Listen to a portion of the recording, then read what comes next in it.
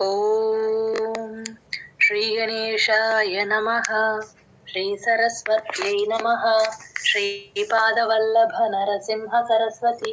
శ్రీ గురు దత్తాత్రేయాయ నమః. శ్రీ గణపతి సచ్చిదానంద సద్గురుభ్యో నమః. దత్తాత్రేయ సమారంభాం నృసింహాదిక మధ్యమాం సచ్చిదానంద పర్యంతాం వందే గురు పరంపరాం. గణపతి గురుమేకం సచ్చిదానంద రూపం విబుద్ధ నివహ సేవ్యం యోగ మార్గాధిరూఢం. శరణముపగతానాం ఆర్తి సంఘాద్రివజ్రం మమ హృదయ నివాసం భక్తి నమ్రో నమామి. వసుదేవ సుతం దేవం కంస చాణూరమర్దనం దేవకీ పరమానందం కృష్ణం వందే జగద్గురుం. శ్రీ శ్రీ శ్రీ గణపతి సచ్చిదానంద సద్గురుభ్యో నమః. శ్లోక తీసుకోండి. 50వ శ్లోకం. బుద్ధియుక్తో జహాతిహ. బుద్ధి మహాప్రాణం గమనించండి. బుద్ధియుక్తో జహాతిహ. బుద్ధియుక్తో జహాతిహ. బుద్ధియుక్తో జహాతిహ. బుద్ధియుక్తో జహాతిహ. ఉభే సుకృత దుష్కృతే. ఇక్కడ ఉభే, భేలో మహాప్రాణం ఉంది. ఊ అచ్చు కంఠంలో నుంచి రావాలి. వాక్కొమ్మిస్తే ఊ లాగా చెప్పకూడదు. ఊ అచ్చు ఉడుతాలో ఊ. ఉభే భాకి మహాప్రాణం. సుకృత సుకృత క్రూ తేల్చి చెప్పాలి. అస్సలు స్ట్రెస్ ఇవ్వకూడదు. సుకృత కొంచెం ఫాస్ట్ గా చెప్తే మీకు స్ట్రెస్ పడకుండా వస్తుంది. సుకృత దుష్కృతే. దుష్కృతే ఆ కృతే కూడా తేల్చి చెప్పాలి. ఉభే సుకృత దుష్కృతే. ఉభే సుకృత దుష్కృతే. ఉభే సుకృత దుష్కృతే. ఉభే సుకృత దుష్కృతే. తస్మాద్ యోగాయ యుజ్యస్వ. తస్మాద్ యోగాయ స్ప్లిట్ చేసి రాసేసుకోండి పైన. తస్మాద్ యోగాయ యుజ్యస్వ. ఆ జా కింద యావత్తు ఎప్పుడొచ్చినా సరే క్లియర్ గా పలకాలి. అదర్వైజ్ జా కింద జావత్తు పడినట్టు అయిపోతుంది. ఇది కొంచెం అందరు క్లియర్ గా చూసుకోండి. ఎక్కడ జా కింద యావత్తు వచ్చినా కొంచెం క్లియర్ గా ప్రొనౌన్స్ చేసేటట్టు చూసుకోండి. యుజ్యస్వ. తస్మాద్ యోగాయ యుజ్యస్వ. తస్మాద్ యోగాయ యుజ్యస్వ. తస్మాద్ యోగాయ యుజ్యస్వ. తస్మాద్ యోగాయ యుజ్యస్వ. యోగః కర్మసు కౌశలం. ఇక్కడ యోగా పక్కన విసర్గ హెచ్ అవుతుంది. విసర్గని సగమే పలుకుతాం హ అని. యోగః ఆహా వినిపించాలి. యూజువల్ గా ఫ్లోలో ఇది వినిపించదండి. ఒక్కసారి క్లియర్ గా అందరూ రికార్డ్ చేసుకొనైనా చూసుకోండి. యోగః అలా వినిపించాలి. యోగః కర్మసు కౌశలం. అది కౌరవులు అంటాం కదా. ఔకారం ఇలా నోరు రౌండ్ గా అవ్వాలి. యోగః కర్మసు కౌశలం. యోగః కర్మసు కౌశలం. యోగః కర్మసు కౌశలం. యోగః కర్మసు కౌశలం. బుద్ధియుక్తో జహాతిహ. ఉభే సుకృత దుష్కృతే. బుద్ధియుక్తో జహాతిహ. ఉభే సుకృత దుష్కృతే. బుద్ధియుక్తో జహాతిహ. ఉభే సుకృత దుష్కృతే. బుద్ధియుక్తో జహాతిహ. ఉభే సుకృత దుష్కృతే. తస్మాద్ యోగాయ యుజ్యస్వ. యోగః కర్మసు కౌశలం. తస్మాద్ యోగాయ యుజ్యస్వ. యోగః కర్మసు కౌశలం. తస్మాద్ యోగాయ యుజ్యస్వ. యోగః కర్మసు కౌశలం. తస్మాద్ యోగాయ యుజ్యస్వ. యోగః కర్మసు కౌశలం. बुद्धियुक्तो जहातीह उभे सुकृत दुष्कृते तस्माद्योगाय युज्यस्व योगः कर्मसु कौशलम्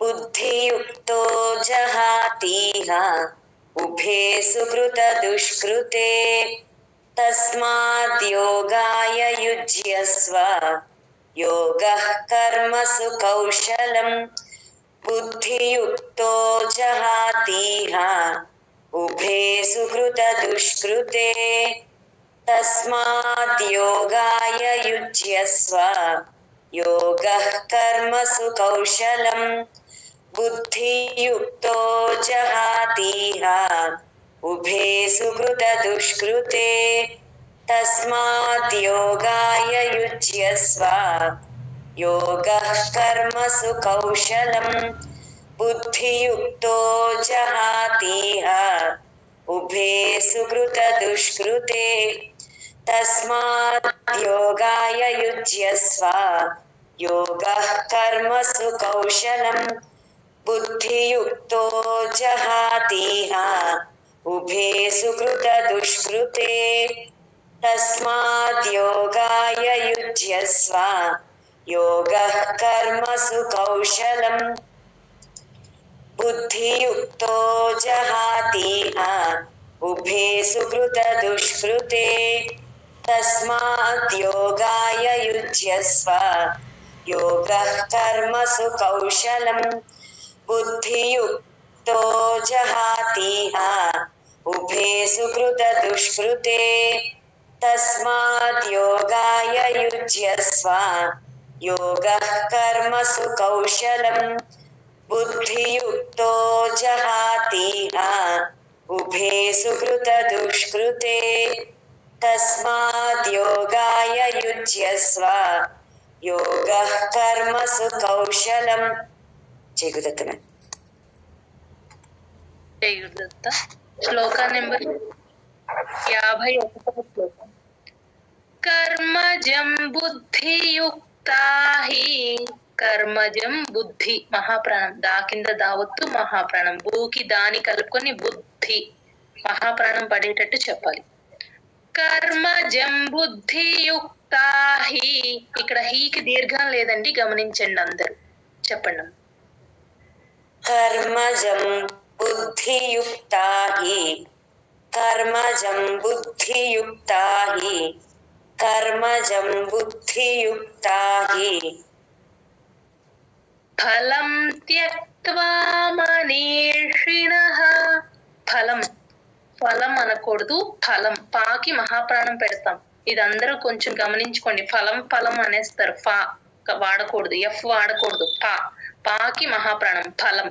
ఫలం త్యక్త్వా తా త్యక్త్వా కాకి పొల్లు పెడతాము, తా కింద వాతో ఎండ్ అవుతుంది. గమనించండి. త్యక్త్వా త్యక్త అనేస్తారు, వా వదిలేస్తారు. ఇక్కడ త్యక్త్వా క్లియర్ గా వినిపించాలి. త్యక్త్వా కా కింద తావొత్తు వావొత్తు రెండు ఒత్తులు కూడా వినిపించేటట్టు చెప్పాలి. మనీషిణః ఇక్కడ చూడండి, మనీ నీకి దీర్ఘం, తర్వాత షీ ముద్దష కొంచెం టంగ్ ట్విస్ట్ చేసి చెప్తాం. అణ అప్పర్ జాకి టచ్ చేసి చెప్తాం. టంగ్ ని క్లియర్ గా వినిపించాలి. మనీషిణః ఫలం త్యక్త్వా మనీషిణః फलं त्यक्त्वा मनीषिणः फलं त्यक्त्वा मनीषिणः फलं त्यक्त्वा मनीषिणः జన్మ బంధ వినిర్ముక్తాః జన్మ బంధ భాకి మహాప్రాణం లేదండి. ఒక్కసారి అందరు గమనించండి. భాకి పెట్టేస్తారు. జన్మ బంధ దాకి మాత్రమే ఉంది. బంధ వినిర్ముక్తాః జన్మ బంధ వినిర్ముక్తాః जन्म बंध विनिर्मुक्ताः जन्म बंध विनिर्मुक्ताः जन्म बंध विनिर्मुक्ताः పదం గచ్చంత్యనామయం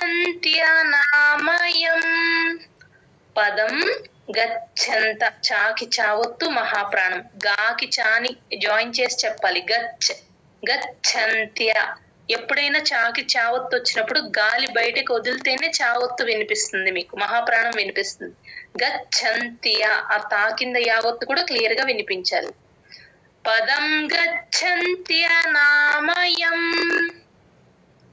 పదం గచ్చంత్యనామయం పదం గచ్చంత్యనామయం పదం గచ్చంత్యనామయం కర్మజం బుద్ధియుక్తా హి ఫలం త్యక్త్వా మనీషిణః కర్మజం బుద్ధియుక్తా హి ఫలం త్యక్త్వా మనీషిణః కర్మజం బుద్ధియుక్తా హి ఫలం త్యక్త్వా మనీషిణః కర్మజం బుద్ధియుక్తా హి ఫలం త్యక్త్వా మనీషిణః జన్మ బంధ వినిర్ముక్తాః పదం గచ్చంత్యనామయం జన్మ బంధ వినిర్ముక్తాః పదం గచ్చంత్యనామయం జన్మ బంధ వినిర్ముక్తాః పదం గచ్చంత్యనామయం జన్మ బంధ వినిర్ముక్తాః పదం గచ్చంత్యనామయం కర్మజం బుద్ధియుక్తా హి ఫలం త్యక్త్వా మనీషిణః జన్మ బంధ వినిర్ముక్తాః పదం గచ్చంత్యనామయం కర్మజం బుద్ధియుక్తా హి ఫలం త్యక్త్వా మనీషిణః జన్మ బంధ వినిర్ముక్తాః పదం గచ్చంత్యనామయం కర్మజం బుద్ధియుక్తా హి ఫలం త్యక్త్వా మనీషిణః జన్మ బంధ వినిర్ముక్తాః పదం గచ్చంత్యనామయం కర్మజం బుద్ధియుక్తా హి ఫలం త్యక్త్వా మనీషిణః జన్మ బంధ వినిర్ముక్తాః పదం గచ్చంత్యనామయం కర్మజం బుద్ధియుక్తా హి ఫలం త్యక్త్వా మనీషిణః జన్మ బంధ వినిర్ముక్తాః పదం గచ్చంత్యనామయం కర్మజం బుద్ధియుక్తా హి ఫలం త్యక్త్వా మనీషిణః జన్మ బంధ వినిర్ముక్తాః పదం గచ్చంత్యనామయం కర్మజం బుద్ధియుక్తా హి ఫలం త్యక్త్వా మనీషిణః జన్మ బంధ వినిర్ముక్తాః పదం గచ్చంత్యనామయం కర్మజం బుద్ధియుక్తా హి ఫలం త్యక్త్వా మనీషిణః జన్మ బంధ వినిర్ముక్తాః పదం గచ్చంత్యనామయం కర్మజం బుద్ధియుక్తా హి ఫలం త్యక్త్వా మనీషిణః జన్మ బంధ వినిర్ముక్తాః పదం గచ్చంత్యనామయం కలిలం యదా తే మోహకలిలం యదా తే మోహకలిలం యదా తే మోహకలిలం బుద్ధిర్వ్యతితరిష్యతి బుద్ధిర్ దాకి మహాప్రాణం ఉందండి, గమనించండి. దా కింద దావత్తు మహాప్రాణం రెండు పడేటట్టు చెప్పాలి. భూకి దాని కలుపుకొని బుద్ధిర్ వ్యతి, వా కింద యావత్తు బుద్ధిర్వ్యతి. ఆ వా కింద యావత్తు ఎప్పుడు వచ్చినా సరే మీ పైన టీత్ కింద లిప్స్ కి టచ్ అయ్యేటట్టు చూడండి, అప్పుడు ఆ వ్యాకి స్ట్రెస్ కరెక్ట్ గా పడిపోతుంది. వ్యతి బుద్ధిర్వ్యతి తరిష్యతి, ఆ షా కింద యావత్తు క్లియర్ గా వినిపించాలి. అది షణ్ముఖ షా అండి, గమనించండి. షా శనివారం షా పెట్టేస్తారు, కొంచెం ముద్దగా పలకాలది. షా బుద్ధిర్వ్యతి తరిష్యతి, బుద్ధిర్వ్యతి తరిష్యతి, బుద్ధిర్వ్యతి తరిష్యతి, బుద్ధిర్వ్యతి తరిష్యతి. తదా గంతాసి నిర్వేదం, తదా గంతాసి నిర్వేదం, తదా గంతాసి నిర్వేదం, తదా గంతాసి నిర్వేదం. శ్రోతవ్యస్య శ్రుతస్య చ, ఇక్కడ షా కింద రకారం ఉందండి. శ్రోతవ్, ఆ వా కింద యావత్తుంది కాబట్టి తాకి వాని జాయిన్ చేసుకొని చెప్పాలి. శ్రోతవ్యస్య, ఆ కింద యావత్తు సా కింద యావత్తు క్లియర్ గా వినిపించాలి. అలాగే నెక్స్ట్ శ్రుతస్య చ, షా కింద రకారం ఉంది, సో మనం స్యాకి ఆ షాని యాడ్ చేసి చెప్తాం. శ్రోతవ్యస్య అని తీసుకోవాలి, ఆ షాని యాడ్ చేసి చెప్పాలి ఇక్కడ. శ్రోతవ్యస్య శ్రుతస్య చ, మళ్ళీ ఒకసారి చెప్తానమ్మా. శ్రోతవ్యస్య శ్రుతస్య చ, శ్రోతవ్యస్య శ్రుతస్య చ, శ్రోతవ్యస్య శ్రుతస్య చ, శ్రోతవ్యస్య మేము తప్ప మేము శ్రోతవ్యస్య శ్రుతస్, ఆ వ్యస్యకి ఆ షాని యాడ్ చేసి చెప్పాలి, షాని కలుపుకొని. శ్రోతవ్యస్య శ్రుతస్య చ, ఓకే మ్యామ్. శ్రోతవ్యస్య శ్రుతస్య చ, శ్రోతవ్యస్య శ్రుతస్య చ, శ్రోతవ్యస్య శ్రుతస్య చ. యదా తే మోహకలిలం బుద్ధిర్వ్యతితరిష్యతి, యదా తే మోహకలిలం బుద్ధిర్వ్యతితరిష్యతి, యదా తే మోహకలిలం బుద్ధిర్వ్యతితరిష్యతి, యదా తే మోహకలిలం బుద్ధిర్వ్యతితరిష్యతి. తదా గంతాసి నిర్వేదం శ్రోతవ్యస్య శ్రుతస్య చ, తదా గంతాసి నిర్వేదం శ్రోతవ్యస్య శ్రుతస్య చ, తదా గంతాసి నిర్వేదం శ్రోతవ్యస్య శ్రుతస్య చ, తదా గంతాసి నిర్వేదం శ్రోతవ్యస్య శ్రుతస్య చ.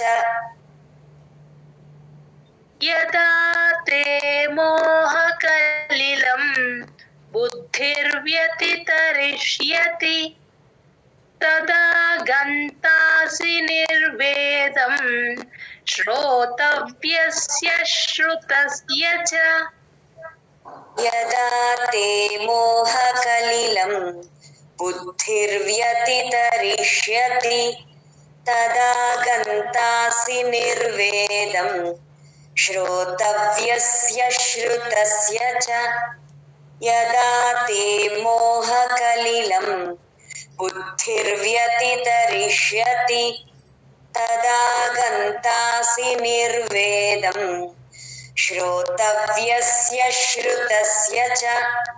యదా తే మోహకలిలం బుద్ధిర్వ్యతితరిష్యతి, తదా గంతాసి నిర్వేదం శ్రోతవ్యస్య శ్రుతస్య చ.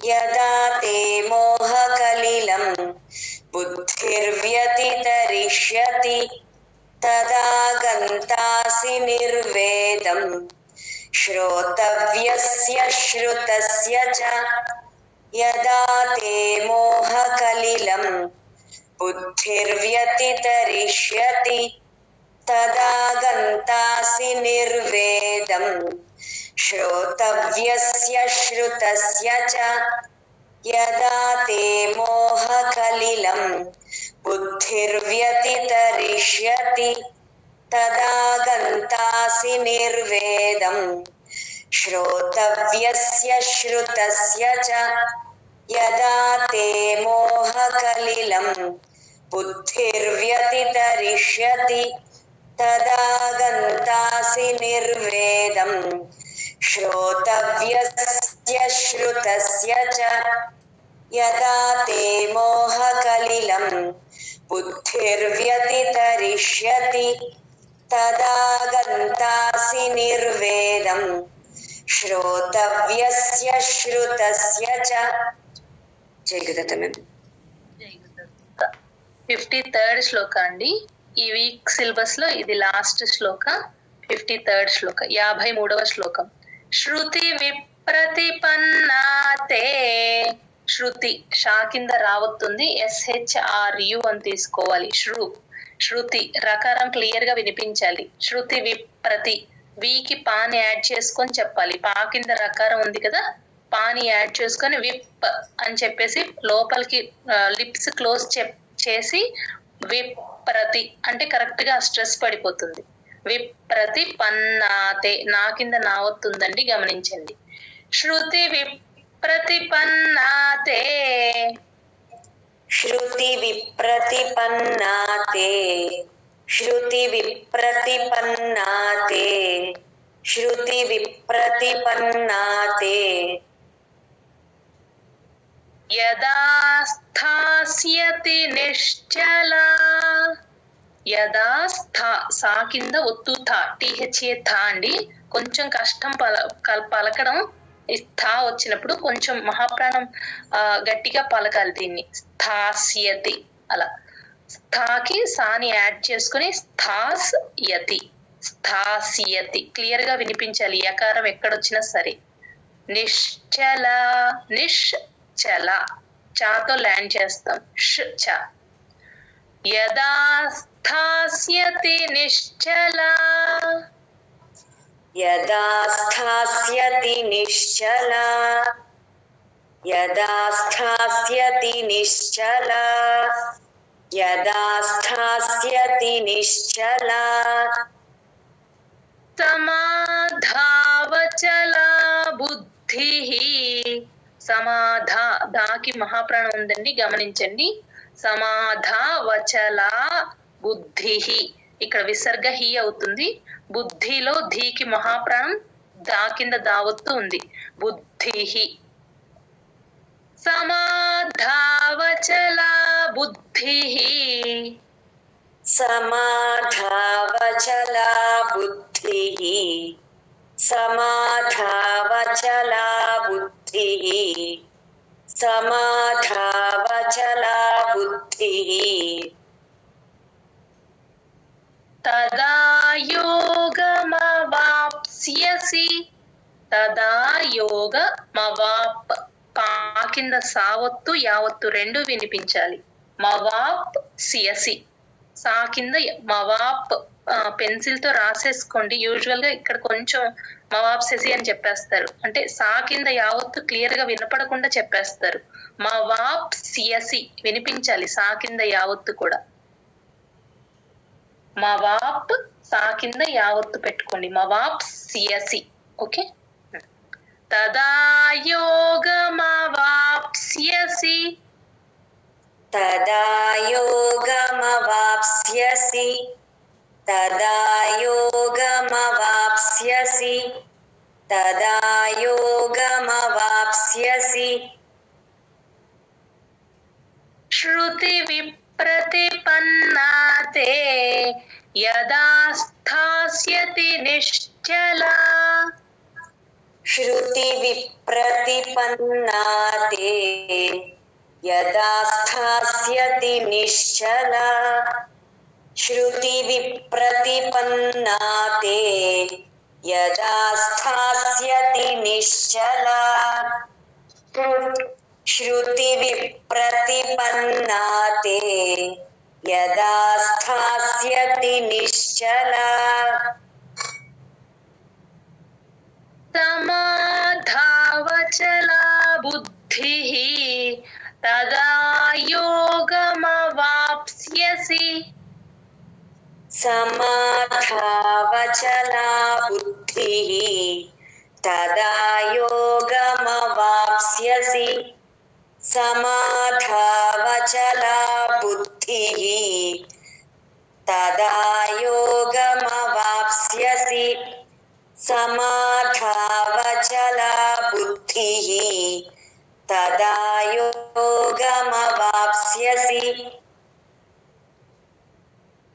श्रुति विप्रतिपन्ना ते यदा स्थास्यति निश्चला समाधावचला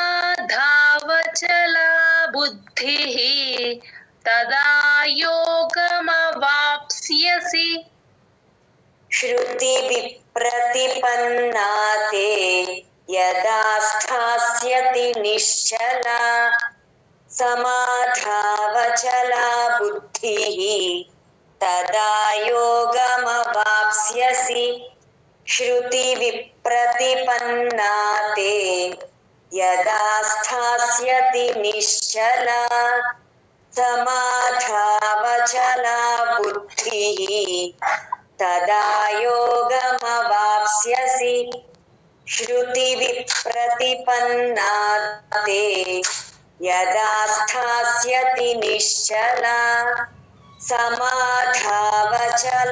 बुद्धिः तदा योगमवाप्स्यसि श्रुति विप्रतिपन्ना ते यदा स्थास्यति निश्चला समाधावचला बुद्धिः तदा योगमवाप्स्यसि श्रुति विप्रतिपन्ना ते यदा स्थास्यति निश्चला समाधावचला बुद्धिः तदा योगमवाप्स्यसि श्रुति विप्रतिपन्ना ते यदा स्थास्यति निश्चला समाधावचला बुद्धिः तदा योगमवाप्स्यसि श्रुति विप्रतिपन्ना ते